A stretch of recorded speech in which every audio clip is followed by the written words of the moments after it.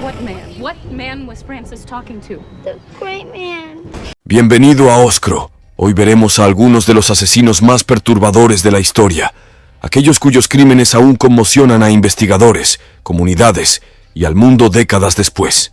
You don't feel guilty at all. There's no need to feel guilty. I haven't done anything I'm ashamed of. Jeffrey Dahmer. Algunos asesinos no se esconden en las sombras. Jeffrey Dahmer vivía entre vecinos, tenía empleos estables y hablaba educadamente cuando le preguntaban por su día. Eso hacía que lo que ocurría tras las puertas de su apartamento fuera aún más difícil de creer. Desde 1978 hasta 1991, Dahmer asesinó a 17 hombres, con edades que iban de 14 a 32 años. Sus crímenes incluyeron no solo homicidio, sino también necrofilia y canibalismo. Todos menos uno de sus víctimas eran personas de color, la mayoría de comunidades marginadas. Atacaba a quienes menos probabilidades tenían de ser buscados. Dahmer atraía a hombres a su apartamento en Milwaukee, a menudo con promesas de dinero o alcohol a cambio de fotos. Una vez dentro, los drogaba antes de atacarlos. Muchos eran asesinados esa misma noche, otros eran retenidos por días. Cuando la policía entró a su apartamento en 1991, después de que una víctima escapara y pidiera ayuda, encontraron pruebas fotográficas, restos conservados y partes humanas guardadas en el refrigerador y congelador. Había 83 Polaroids en total. Algunas mostraban a las víctimas durante los asesinatos, otras, lo que ocurría después. Dahmer confesó con detalle los 17 asesinatos. Possess them permanently. And that's why you killed them. Right. Not because I was angry with them, not because I hated them. Fue sentenciado a 15 cadenas perpetuas. Solo 3 años después, fue asesinado a golpes por otro preso. El caso generó preguntas más profundas sobre la policía, el racismo y cómo alguien pudo seguir actuando después de tantas oportunidades fallidas para detenerlo. Uno de sus víctimas, de apenas 14 años, había logrado escapar. Fue hallado afuera, desorientado y herido. La policía lo devolvió a Dahmer, creyendo que era un problema doméstico entre adultos. Horas más tarde, ese joven estaba muerto. El carnicero de Rostov, Andrei Chikatilo. Los monstruos no siempre hacen ruido. Algunos se mueven en silencio, desapercibidos, como Andrei Chikatilo, un hombre de voz suave que enseñaba en escuelas, criaba hijos y mataba con precisión perturbadora. Entre 1978 y 1990, Chikatilo asesinó al menos a 52 personas en toda la Unión Soviética. Sus víctimas eran en su mayoría niños y adolescentes, a menudo captados en estaciones de autobuses, trenes o haciendo autostop. Los llevaba a lugares apartados donde los atacaba. Muchos fueron mutilados. Algunos quedaron a la vista, otros enterrados superficialmente. Trabajaba en empleos que requerían constantes viajes, lo que le daba acceso a personas vulnerables y le permitió evadir sospechas por años. Los investigadores estaban desbordados, sin un sistema centralizado para conectar los crímenes. En un caso, un hombre inocente fue ejecutado por un asesinato cometido por Chikatilo. En esa época, el gobierno soviético no reconocía públicamente la existencia de asesinos seriales. El concepto no existía oficialmente. Ese silencio le permitió seguir matando. Finalmente fue arrestado en 1990, tras ser visto actuando de manera sospechosa cerca de una estación de tren. Cuando la policía lo detuvo, confesó docenas de asesinatos, recordando detalles que solo el asesino podía saber. Fue condenado en 1992 y ejecutado de un disparo en la cabeza 2 años después. En la corte, lo mantuvieron dentro de una jaula metálica, una decisión visual para protegerlo de las familias de las víctimas sentadas cerca. Chikatilo mutiló a tantas víctimas en la región de Rostov, a menudo desgarrándolas con sus dientes, que lugareños e investigadores empezaron a llamarlo el carnicero de Rostov, no como un apodo, sino como una reacción a lo que vieron con sus propios ojos. El vampiro de Düsseldorf, Peter Kürten.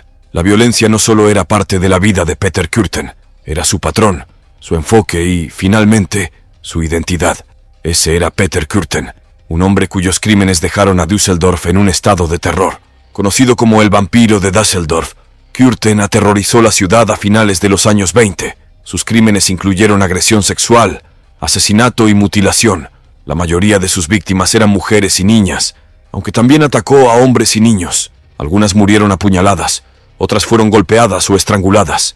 Al menos 9 murieron. Decenas más resultaron heridas o traumatizadas. Curtin tenía un largo historial criminal antes de los asesinatos. Había pasado años entrando y saliendo de prisión por robo, incendio y agresiones. Pero en Düsseldorf, el patrón cambió. Cometió múltiples ataques en espacios públicos, a veces en rápida sucesión, y luego escribía cartas a la policía, con detalles que solo el asesino podía saber. La aleatoriedad de sus víctimas lo hizo difícil de rastrear. No había un tipo específico, ni un método consistente, ni un motivo claro más allá de la violencia misma. En 1930, finalmente fue identificado gracias a que una de sus víctimas sobrevivientes lo señaló a la policía. Curtin confesó abiertamente y con gran detalle. Durante su juicio, afirmó haber cometido 68 crímenes en total.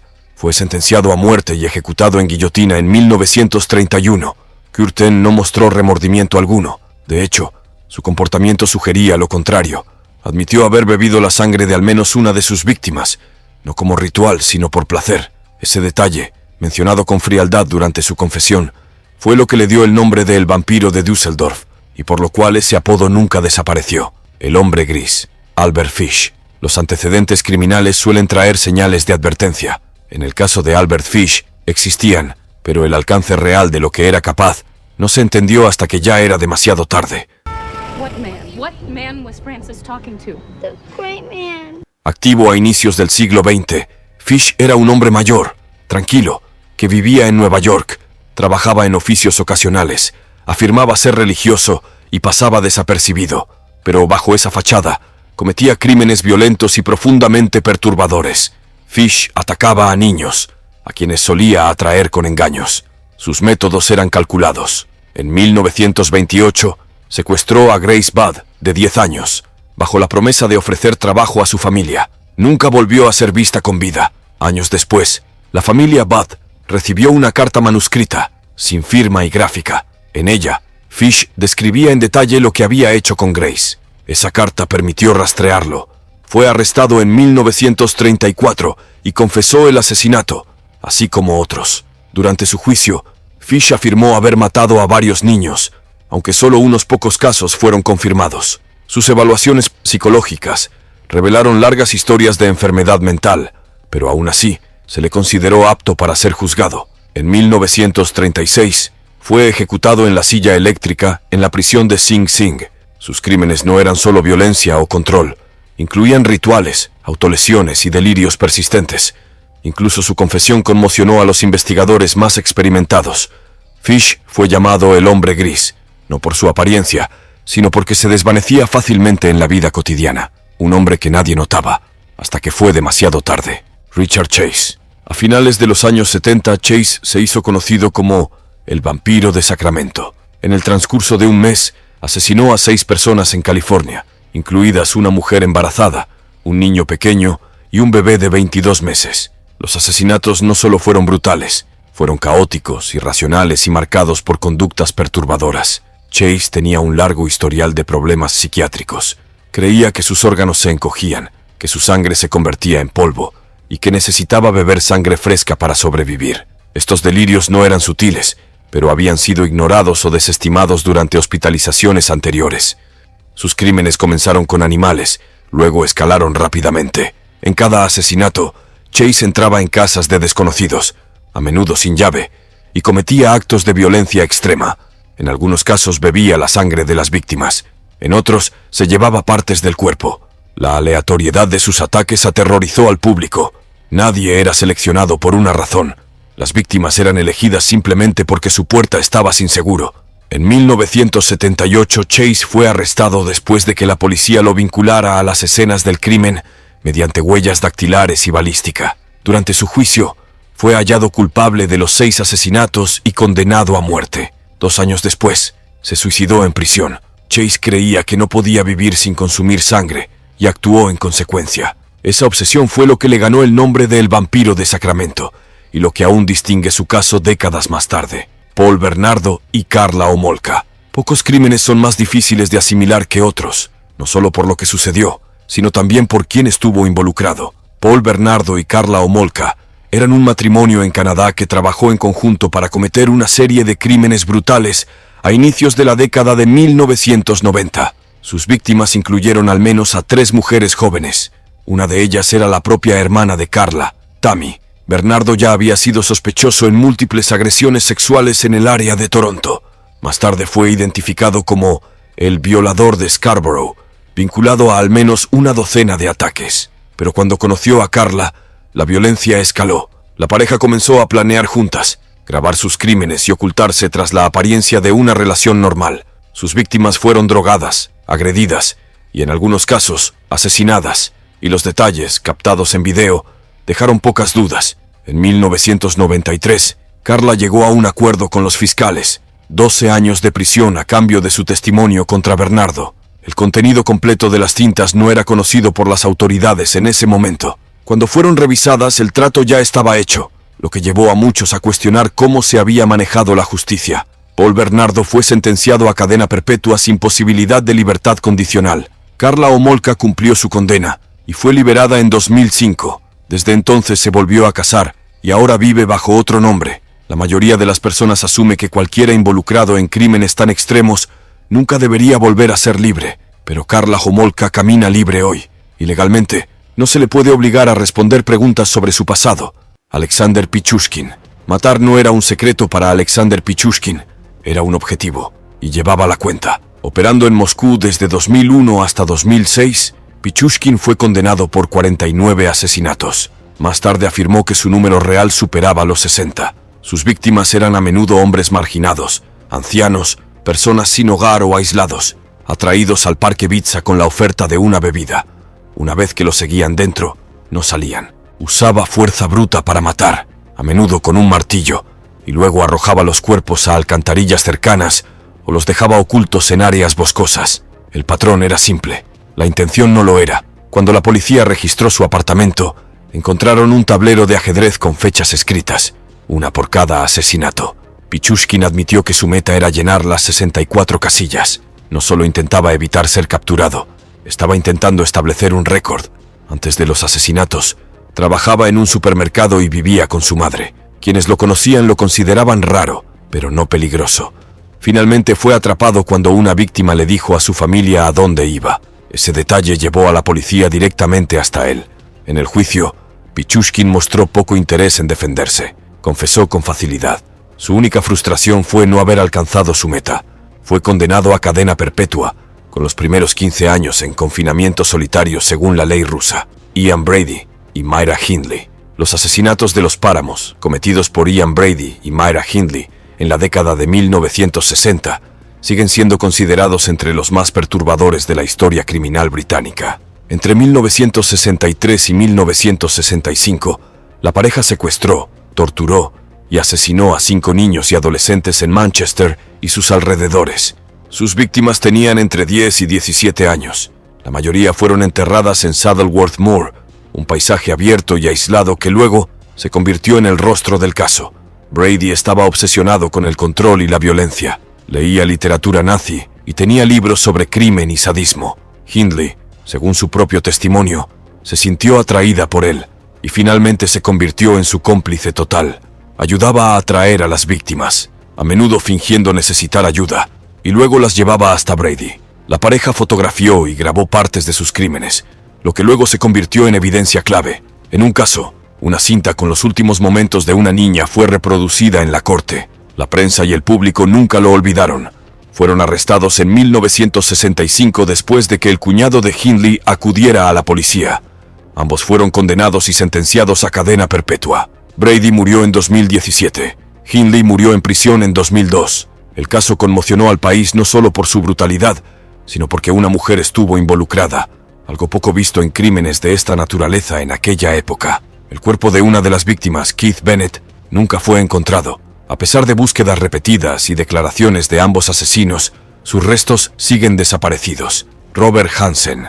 En apariencia, Robert Hansen era un hombre tranquilo, dueño de una panadería en Anchorage, Alaska, con esposa, hijos y licencia de caza. Pero detrás de esa vida había algo mucho más violento. Entre 1971 y 1983, Hansen secuestró, agredió y asesinó al menos a 17 mujeres. Muchas de sus víctimas eran trabajadoras sexuales o bailarinas del área de Anchorage. Se enfocaba en mujeres con pocas conexiones y les prometía dinero rápido. Una vez bajo su control, las llevaba a la naturaleza de Alaska, a veces en avioneta, y las cazaba como si fueran animales. Su arma preferida era un rifle. Las víctimas que intentaban huir eran rastreadas, disparadas y abandonadas en áreas remotas. Algunas fueron enterradas, otras nunca se encontraron. Hansen había tenido problemas con la ley durante años, robos, incendios y agresiones, pero nunca enfrentó consecuencias serias. Mantenía un perfil bajo y tenía fama de ser alguien reservado. Eso le permitió evadir sospechas por más de una década. Finalmente fue arrestado en 1983, después de que una víctima escapara y diera a la policía suficientes detalles para vincularlo con un número creciente de desapariciones. Cuando las autoridades registraron su propiedad, encontraron trofeos, incluyendo joyas, y un mapa marcado con lugares donde había dejado cuerpos. Hansen confesó y fue sentenciado a 461 años de prisión. Murió en 2014 por causas naturales. El asesino de universitarias, Edmund Kemper, no parecía alguien a quien la mayoría temiera. Era inteligente, articulado y educado, a menudo descrito como de voz suave, pero la violencia que ejerció lo convirtió en una de las figuras más inquietantes de la historia criminal estadounidense. A inicios de la década de 1970, Kemper asesinó a 6 estudiantes universitarias en California. Recogía autoestopistas alrededor de Santa Cruz, ofreciéndoles un viaje. Una vez en su auto, las llevaba a lugares apartados y luego las mataba, a menudo con cuchillo o arma de fuego. Después, You know what we were talking about as we're driving around? Almost as often as not, this guy that's going around doing this stuff. conservaba y profanaba sus cuerpos antes de deshacerse de ellos. Pero su historia de violencia comenzó mucho antes. A los 15 años, Kemper asesinó a sus abuelos.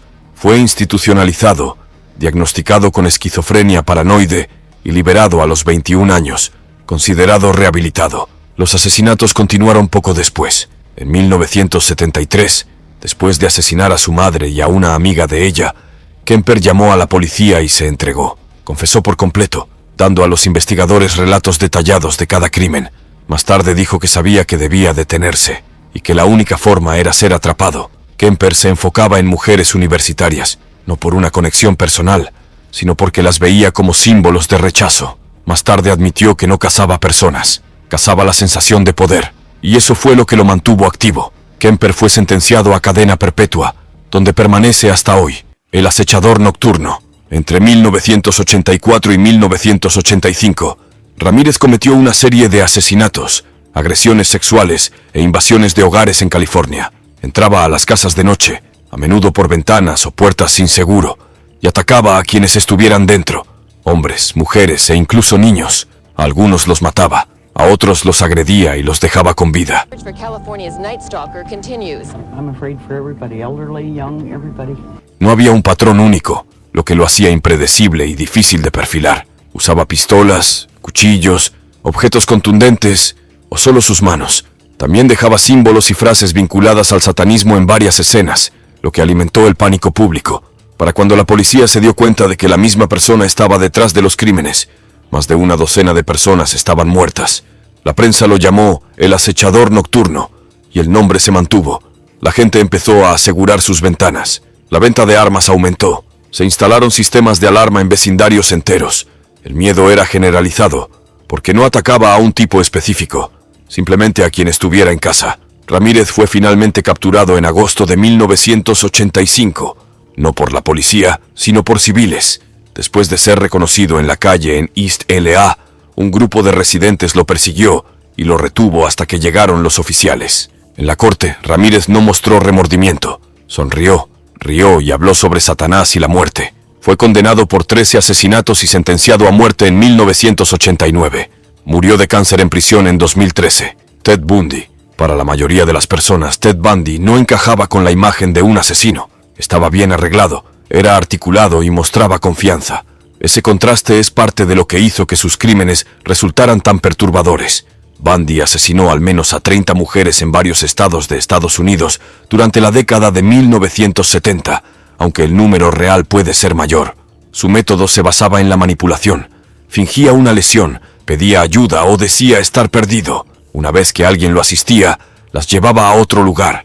Ted Bundy was an extreme variant of a sexual psychopath. Donde comenzaba la violencia. La mayoría de sus víctimas eran mujeres jóvenes, a menudo estudiantes universitarias. Las agredía y asesinaba usando fuerza bruta, estrangulación o ambas. Algunas las visitaba de nuevo después de muertas. Muchos de los cuerpos fueron encontrados en áreas boscosas remotas. Otros nunca fueron recuperados. Bundy evadió la captura durante años, cambiando de estado con frecuencia. Fue arrestado múltiples veces, pero escapó 2 veces de la custodia. Durante una de esas fugas, cometió una ola de violencia en Florida que terminó con la muerte de varias mujeres, incluidas 2 en una casa de hermandad universitaria. Fue finalmente capturado en 1978 y sentenciado a muerte. En la corte, se representó a sí mismo y usó el juicio como escenario. Hablaba con la prensa, sonreía a las cámaras y desviaba la culpa. Bundy fue ejecutado en Florida en 1989. Jack el Destripador. El nombre no está ligado a un rostro, un juicio o una confesión. Está ligado a una serie de crímenes que cambiaron la manera en que la gente pensaba sobre la seguridad y lo que una sola persona podía hacer sin ser atrapada. Jack el Destripador es el nombre dado a un asesino no identificado que atacó a mujeres en el distrito londinense de Whitechapel en 1888. Sus víctimas conocidas fueron todas mujeres, la mayoría trabajadoras sexuales. Los asesinatos fueron brutales. Her skirts were up as though she was committing an act of prostitution at the time she was killed.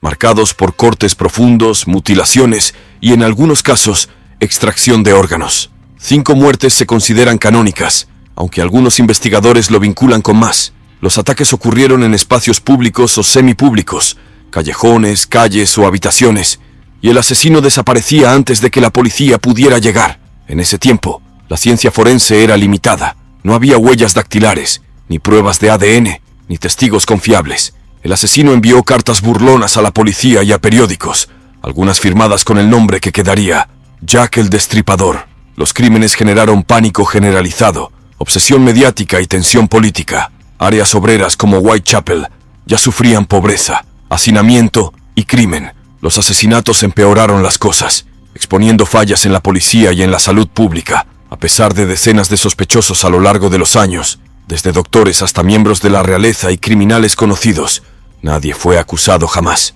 El caso sigue oficialmente sin resolverse. Ed Gein, el desquiciado. Ed Gein vivía en un pequeño pueblo rural en Wisconsin, y durante años nadie sospechó mucho de él.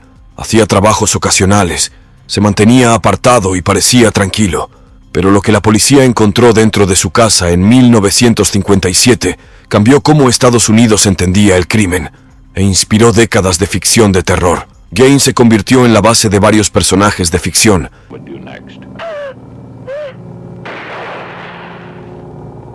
incluyendo a Norman Bates, Leatherface y Buffalo Bill, pero su historia real estaba lejos del entretenimiento.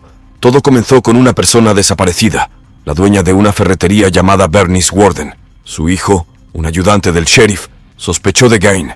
Cuando la policía registró su granja, encontraron su cuerpo y una casa llena de objetos hechos con piel humana, huesos y otras partes del cuerpo. Gein confesó haber exhumado cadáveres de cementerios locales. Admitió haber fabricado muebles, máscaras y ropa con restos humanos. Afirmó que quería construir un traje de mujer para convertirse en su madre fallecida, una figura central en su vida y en su deterioro mental.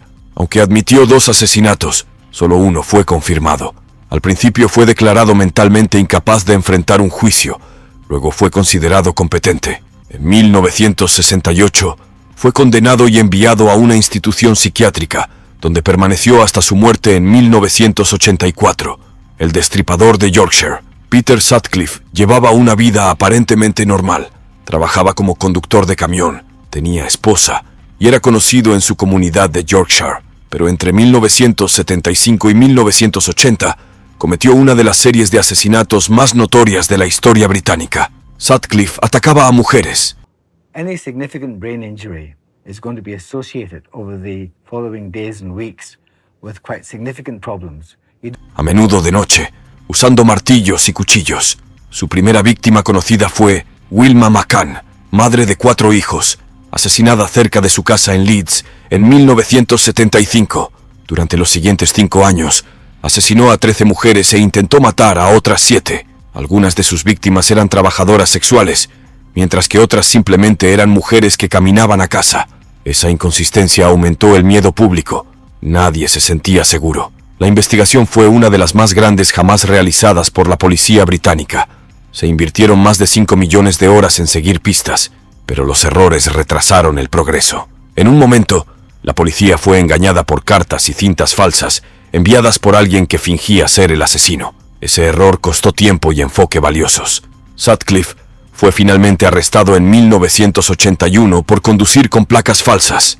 Cuando fue interrogado, confesó los asesinatos. Afirmó que creía estar en una misión de Dios para matar mujeres, aunque expertos psiquiátricos luego debatieron su estado mental. Fue condenado a cadena perpetua y pasó la mayor parte de su condena en hospitales de alta seguridad antes de ser devuelto a prisión. Murió en 2020 tras contraer COVID-19. Aileen Wuornos, monstruo. Su historia ha sido contada en documentales, libros y películas. La más famosa, Monster, 2003, que le valió a Charlize Theron un premio de la Academia. Pero detrás de la versión de Hollywood estaba un caso que obligó a la gente a replantearse cómo podía ser un asesino en serie. Entre 1989 y 1990, Wuornos mató a 7 hombres en Florida. A menudo los conocía mientras trabajaba como trabajadora sexual. Su método era consistente. Los atraía, luego les disparaba con una pistola de pequeño calibre. Los cuerpos solían encontrarse en carreteras o en zonas rurales. Wuornos afirmó que los asesinatos fueron en defensa propia.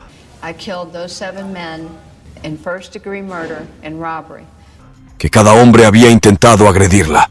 Sin embargo, los fiscales argumentaron que eran robos calculados. Lo que hizo inusual el caso fue que Wuornos no encajaba en el patrón típico de los asesinos seriales masculinos. No intentaba ocultar su identidad, no había planificación elaborada, y tampoco un periodo constante de enfriamiento entre los crímenes. Su vida antes de los asesinatos estuvo marcada por el abuso, el abandono y la inestabilidad. Vivió en hogares de acogida, pasó tiempo sin hogar y tuvo frecuentes problemas con la ley por robos y altercados.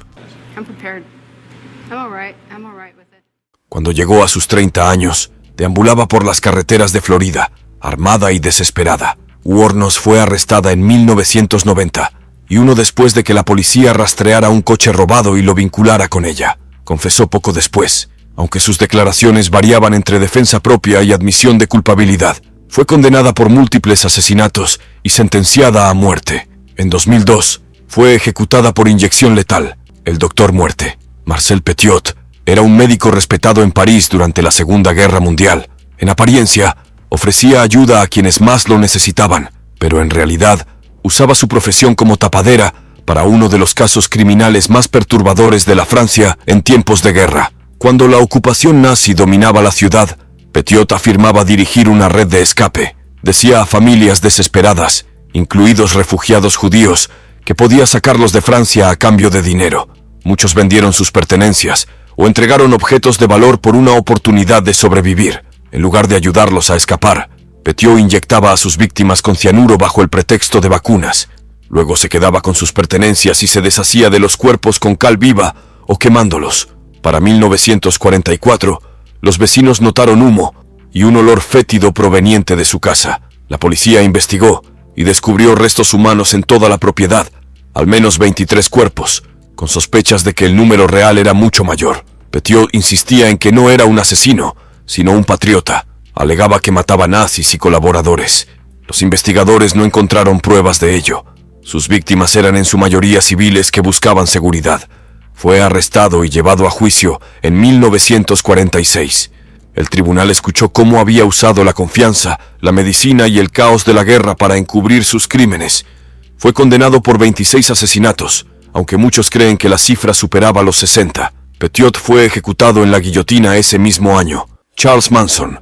Sus crímenes no fueron cometidos con sus propias manos, pero su influencia lo convirtió en una de las figuras más infames de la historia criminal estadounidense. A finales de los años 60, Manson lideraba un pequeño grupo de seguidores devotos, en su mayoría mujeres jóvenes, conocido como la familia Manson, viviendo juntos en un rancho de California. There's no need to feel guilty. I haven't done anything I'm ashamed of.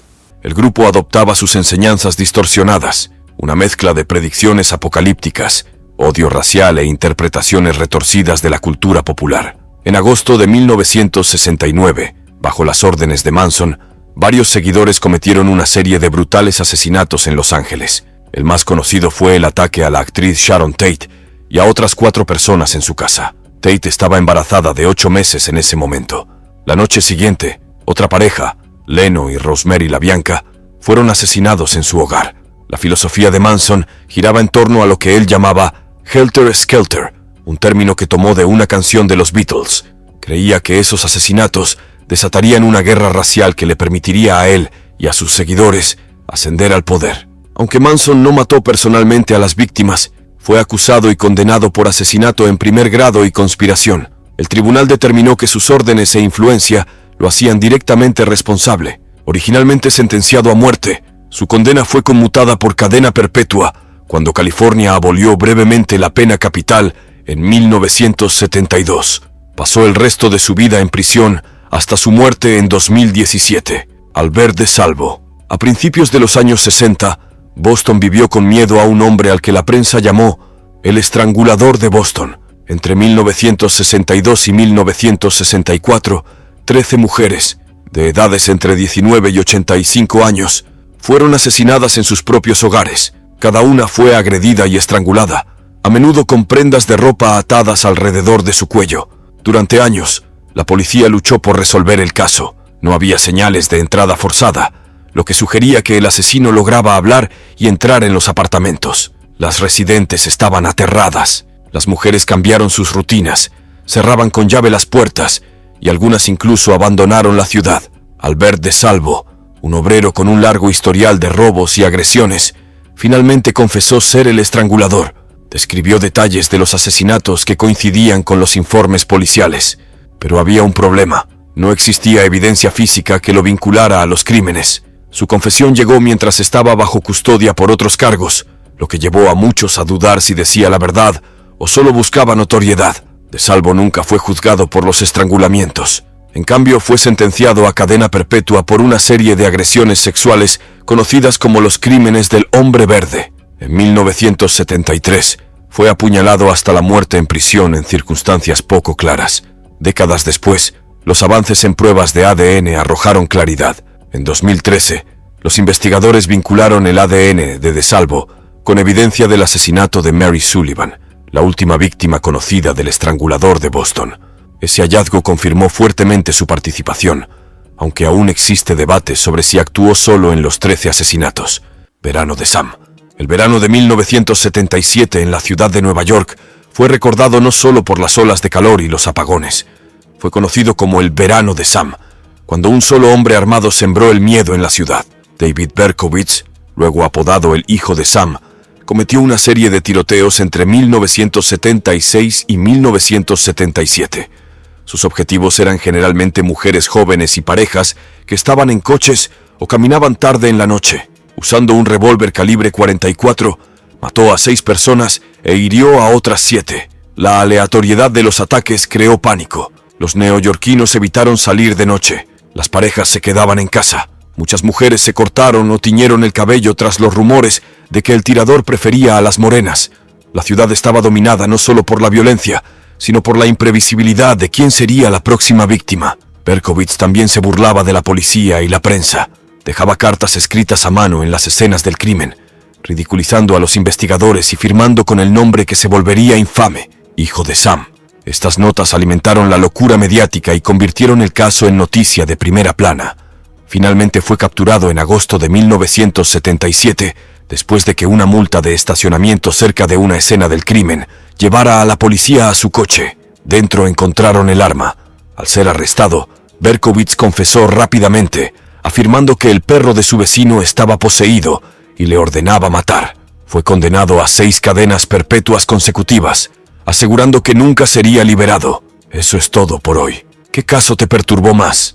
Comparte tu opinión abajo y recuerda dar like, compartir y suscribirte para más historias de crímenes reales.